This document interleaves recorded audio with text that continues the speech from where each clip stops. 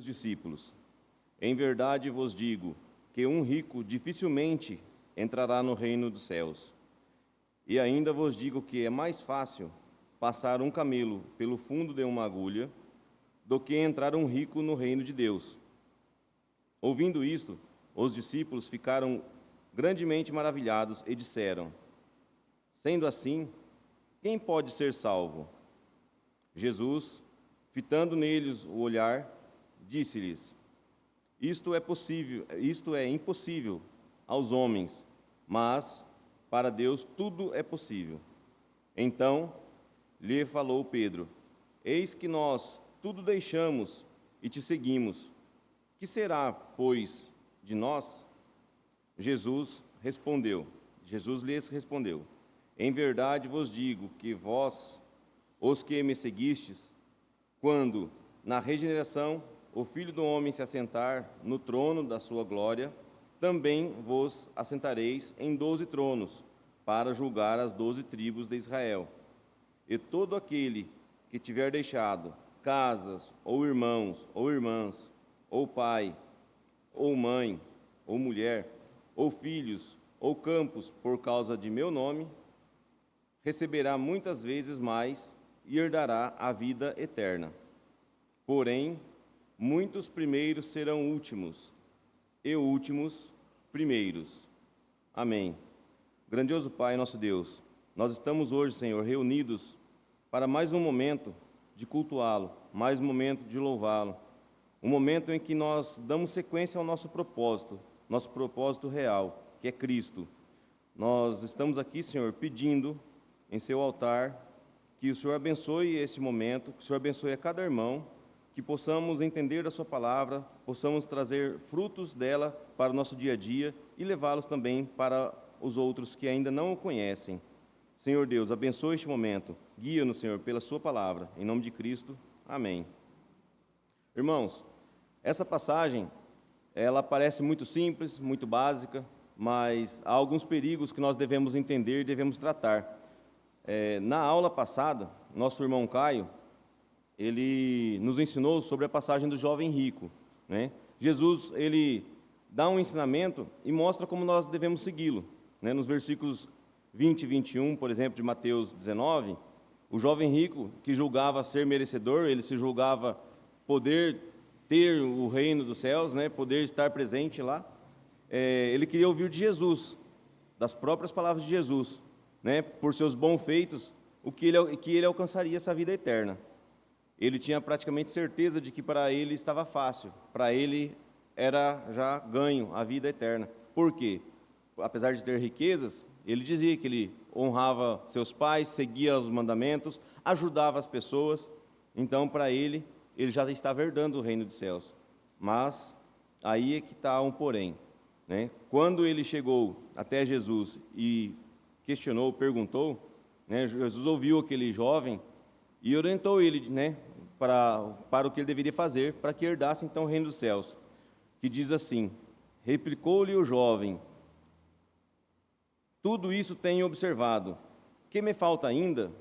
A pergunta que ele fez a Jesus. Jesus então respondeu a ele, disse-lhe Jesus: se queres ser perfeito, vai, vende os teus bens, dá aos pobres e terás um tesouro nos céus. Depois, vem e segue-me. Então, Jesus foi bem claro a ele. Não é porque ele tem riquezas, não é porque ele pratica o bem, não é porque ele ajuda, ele obedece, ele segue os mandamentos, que ele herda o reino dos céus. Há algumas coisas mais que devemos fazer. Então, essa lição de hoje, ela dá uma sequência a isso. Ela dá uma sequência para o melhor entendimento. Então, como nós podemos observar, nós observamos durante a leitura, né, em Mateus capítulo 19, 23, Jesus disse aos discípulos, né, que é mais fácil o camelo passar pelo fundo de uma agulha do que o rico entrar no reino dos céus. Os discípulos, eles ficaram espantados, com certeza. E imagino que eles devem ter olhado uns para os outros, e agora, o que faremos? O que será de nós? Pois é impossível um camelo passar, é impossível, né? Não tem condição entre eles. Com certeza eles indagaram isso, né? E aí então eles perguntaram: Então, quem pode ser salvo, né? Quem se salvar?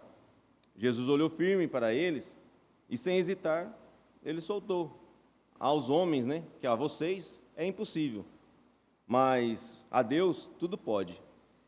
E então, os discípulos ainda ficaram, assim, pasmados, porque com certeza eles ainda ficavam pensando em que deveremos então fazer, o que devemos fazer para conseguirmos, né?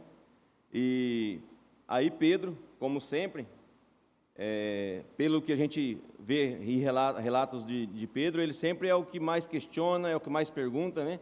É como se ele fosse aquele meio atrevidinho, que sempre está ali cutucando e querendo saber, querendo tirar informações, né?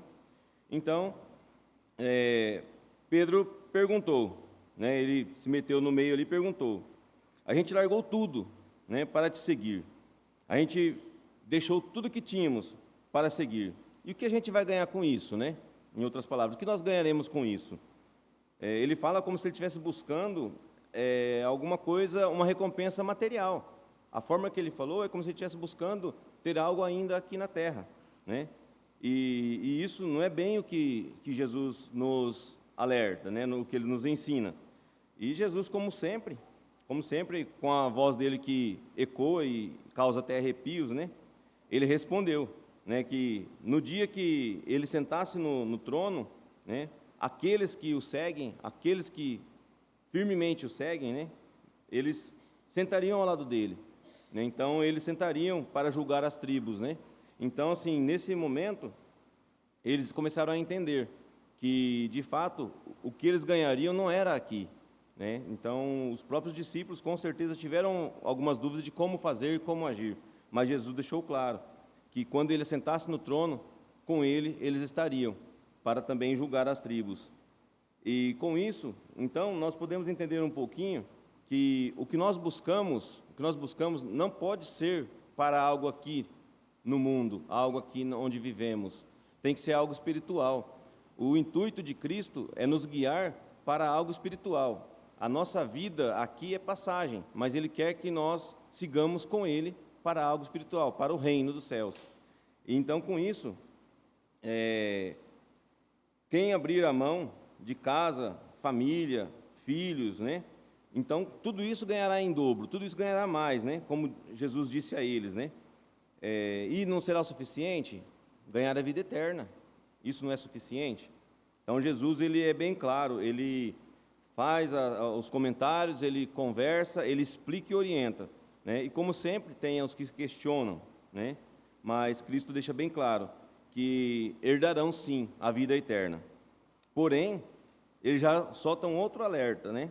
No texto diz, né, logo no final, ele solta um outro alerta, que os primeiros, muitos dos primeiros, serão os últimos, e dos últimos passarão a ser primeiros, né? Que em muitos casos gera um pouco de desentendimento da nossa parte, ou a gente não compreende muito bem, como assim, o último é o primeiro é o último, né? A gente já imagina logo uma fila, e o primeiro da fila ficou para trás, é como se virasse a ordem e pegasse do último para frente, né? Então, assim, os últimos serão primeiros e os primeiros os últimos, né? Porque, na verdade, muitos são chamados. O chamado, Cristo, ele envolve para muitas pessoas, mas poucas pessoas são escolhidas, né? Então, por esse motivo também podemos entender que muitos dos últimos serão os primeiros, né? E muitos dos primeiros serão os últimos, porque o chamado é para muitos, mas a escolha de Cristo é poucos, não são muitos, são poucos os escolhidos. Então, nós devemos estar atentos às passagens, às orientações, né? Porque nós podemos dizer que, como se fosse assim, esses muitos chamados, né? Os que são muitos, né? Os chamados, ali estão os ricos, né? Ali estão os ricos, dentre desses muitos chamados, né? E também está o camelo. Também está o camelo. Por quê? Porque poucos são os escolhidos, né? E nesse momento em que poucos são os escolhidos, ali está a agulha. Quem vai conseguir? Então, é algo da gente pensar um pouquinho e imaginar um cenário. Se nós entendermos que a multidão toda, muitos estão lá né, aguardando a escolha de Cristo. Aí Cristo chega lá, simbolizando como se esses poucos fossem o camelo a passar, coloca lá uma agulha. Passa pela agulha. E aí, o que será de nós? O que nós vamos fazer? Né? Então, isso é uma observação clara, né? Mas o foco aqui ele é bem mais claro ainda, que simplesmente a questão de passar ou não para o reino dos céus. Cristo também deixa claro e muito alinhado para nós, para que não haja nenhum momento um ponto de desentendimento, né? O que ele está condenando aqui, o que ele está dizendo aqui para que nós deixamos para poder segui-lo, né? Deixarmos tudo para segui-lo, quando a gente fala em vender, ele relata, venda tudo que tem, né? Doa aos pobres, venha e siga-me. Nós pensamos que o dinheiro é todo o problema, né? É todo o problema, é o dinheiro. E, na verdade, ele não está condenando o dinheiro. Ele não está condenando, falando que o dinheiro é errado, né? Até mesmo porque nós dependemos para a nossa sobrevivência, né? Mas sim, ele está falando do peso do nosso coração. Porque não adianta eu ter muito dinheiro e o meu coração é uma pedra, não é aberto para Cristo.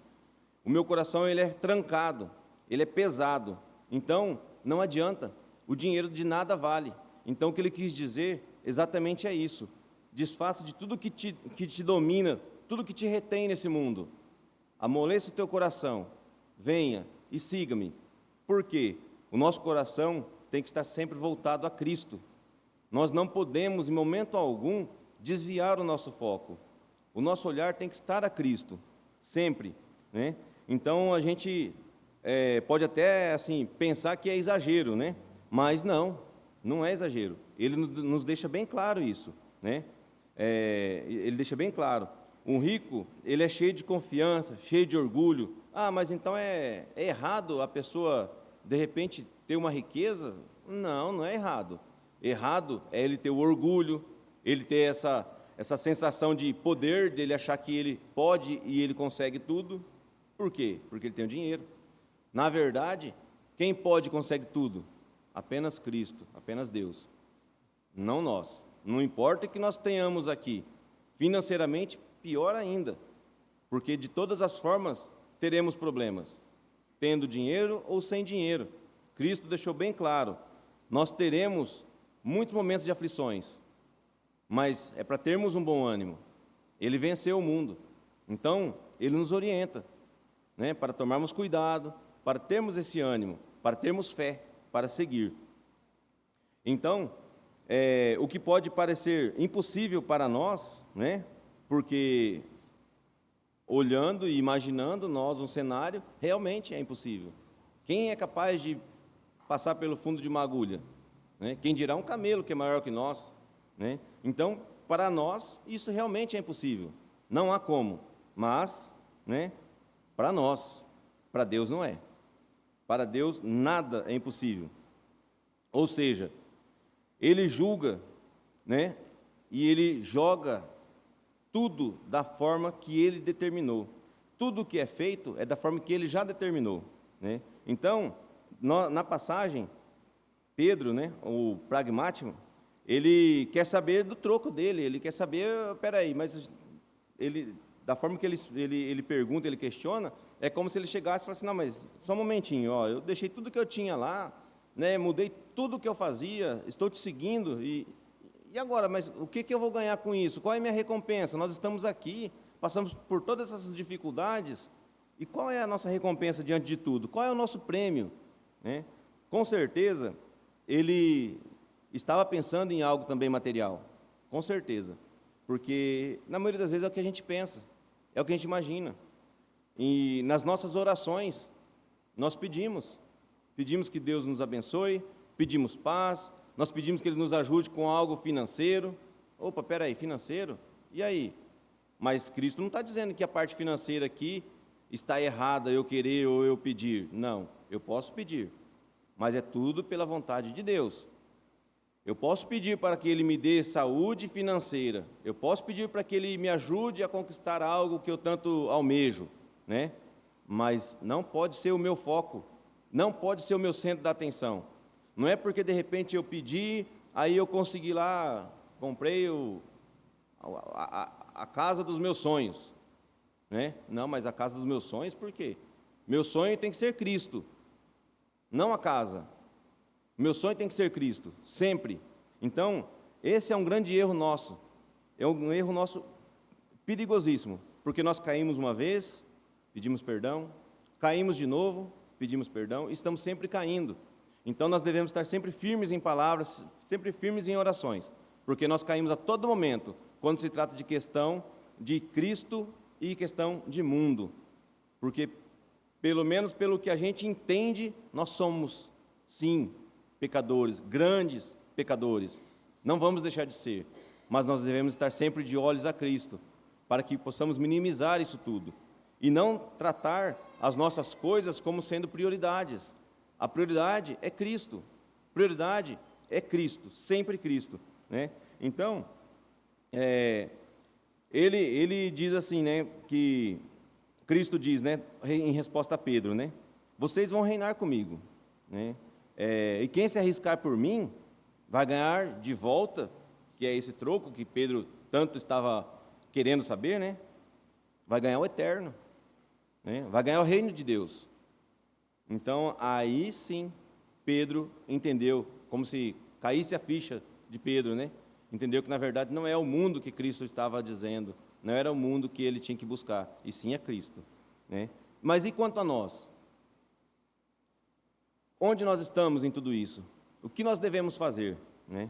Então, nós estamos aqui, mas será que nós somos capazes de largar tudo, de largar esse mundo nosso, onde vivemos, né, para seguir a Jesus? Será que somos capazes definitivamente de virar as costas a tudo e seguir Jesus? Porque Ele diz que nós devemos largar tudo, né? Então, será que somos capazes? Quando nós falamos de largar tudo, não é sobre dinheiro. Ah, largar o dinheiro, então eu vou, tudo que eu receber, seja salário, seja o que for, então eu vou dar para os pobres e fico sem nada. Não, não é isso que ele está dizendo. Porque o rico ali não é só uma carteira cheia, não é só o dinheiro, né? É também um pouco assim, a alma apertada, né? Ao mesmo tempo a angústia, porque ele estava desesperado, querendo saber o que ele fazia para herdar o reino dos céus. Mas ele já tinha tudo. Ele obedecia, ele honrava seu pai e sua mãe, seguia os mandamentos e tinha muito dinheiro. Então, por que que ele não poderia herdar? Né? Ele tinha tudo, tudo. Mas o que faltava a ele? Então Cristo respondeu o que faltava, né? Por quê? Porque essas coisas, quando a gente fala sobre salvação, né, nós devemos buscar a única pessoa que nos ajuda, a Cristo. Somente Ele pode nos ajudar, né? E esse troco não dói mais em um do que em outro. É a verdade, é a pura verdade, né? E Pedro, no momento em que ele questionou, ele também errou ali, pela forma que questionou. Mas Cristo já sabia que ele ia perguntar. Por quê? Serviria de uma lição para nós, que é o que nós estamos fazendo hoje. Ali, Pedro errou porque ele pensou que ele merecia algo aqui, no mundo em que vivemos, né? Mas Jesus quebra esse esquema de pensamento dele, né, onde deixa bem claro para ele que não, você não terá recompensa aqui, você herdará o eterno, porque a sua recompensa é a graça pura. Essa é a recompensa que nós temos por seguir a Cristo. Então, essas coisas nós devemos ficar atentos. As Escrituras nos ensinam, nos orientam, Cristo nos guia, e nós devemos ser fiel a Ele, né? Uma outra observação, né, antes de seguirmos aí para o finalzinho, é que tem algumas passagens, né, que falam sobre os fariseus, né? Eles eram avarentos, eles ouviam tudo isso que Cristo falava, a todo momento, eles estavam ouvindo, eles sabiam, conheciam muitas coisas a respeito de Cristo, né? Só que eles zombavam, eles não davam atenção, né? E é a mesma ideia, só que agora, né, como que nós podemos fazer, né? É a mesma ideia porque eles sabiam de tudo, sabiam falar, né? Eram pessoas que dominavam as palavras, né? Eram, vamos dizer assim, inteligentes, estudiosos, né? Tinham dinheiro, mas zombavam de Cristo. Espera aí, já tem alguma coisa errada por aí, né? E então, nesse ponto, não adianta a pessoa saber falar, saber se expressar, né? Ser uma pessoa com um bom intelectual, ter dinheiro, orar bonito. A pessoa de repente faz aquela oração que todos choram pelas palavras, né? Mas o que está acontecendo, né? O que está acontecendo? Essa questão de oração, essa questão de sabedoria, de inteligência, né? De nada vale se a pessoa não tem Cristo, se ela não é obediente a Cristo, né? Os endinheirados, né? Os endinheirados, eles são esses que Jesus está falando, mas não só eles.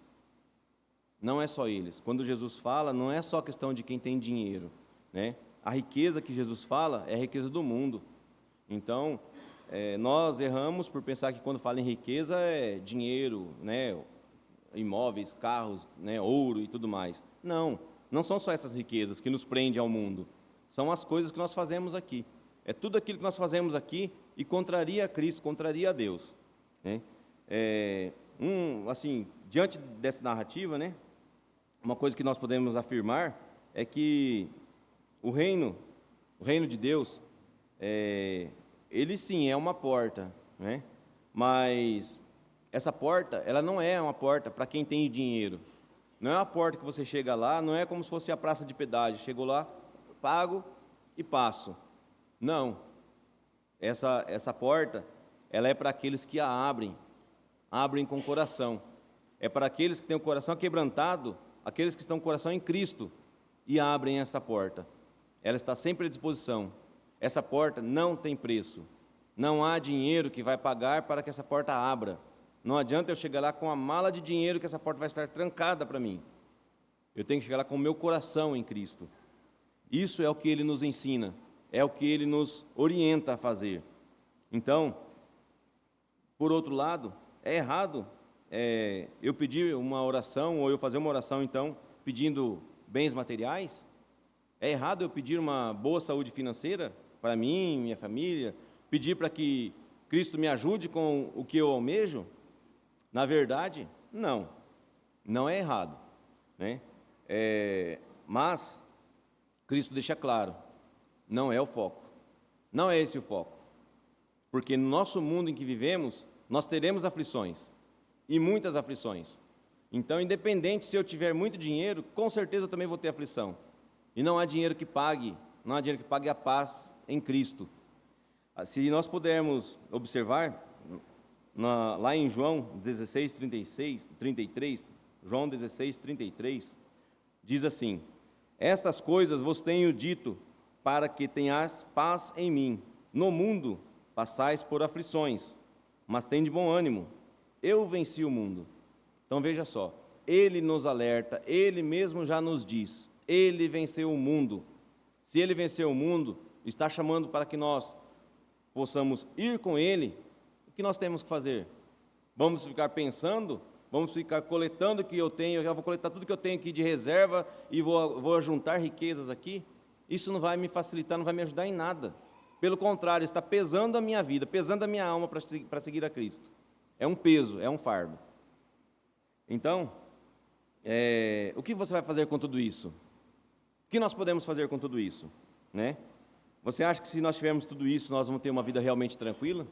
Se nós tivermos todas essas riquezas, tudo tranquilinho, não devo nada e tenho muito dinheirinho, estou tranquilinho, final de semana estou lá numa chacrinha, de boa com a minha família, uma piscininha, eu estou em paz? Não. Para o mundo, sim.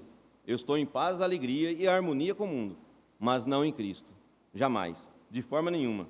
Porque essa vida tranquila, há riscos, e muitos riscos. E alguns deles não vai nos deixar voltar a Cristo. Temos que ter cuidado. Não adianta nós ganharmos tudo e continuarmos com o coração vazio, porque essas riquezas do mundo não vai encher nosso coração. É como diz um belo ditado, né? Casa nova, coração velho. Não adianta eu ter uma casa nova e um coração velho, trancado, né? Então, olhe somente para Jesus. Quando orarmos, eu acredito que uma coisa que nós devemos sempre ter em mente é que nós devemos orar pelos nossos olhos. Eu estava lendo essa passagem, fazendo algumas pesquisas, porque vai levando nós a outro livro, e cada vez vai abrindo mais o nosso pensamento, que se deixar vai esticando e acaba que fica o dia todo ali e não termina, né? Mas eu percebi que nós devemos orar muitas vezes pelos nossos olhos. Por que pelos nossos olhos? Porque Ele é o que vê, Ele é o que enxerga e Ele é o que nos faz cair em tentação. Porque eu posso ver algo bonito e começar a desejar aquilo que é bonito. Eu posso ver algo promissor e querer desejar aquilo que é promissor. Tenho que orar pelos meus olhos.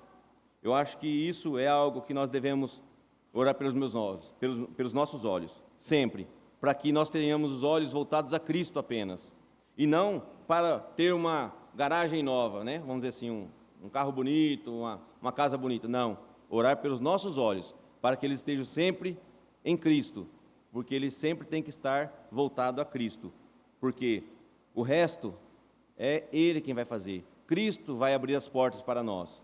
Não precisamos nos preocupar. Chegaremos lá, as portas estarão abertas para que possamos entrar, desde que estejamos em Cristo. Amém? Irmãos, finalizo por aqui. Espero que os irmãos tenham compreendido um pouquinho. Passo a palavra para o pastor Tiago.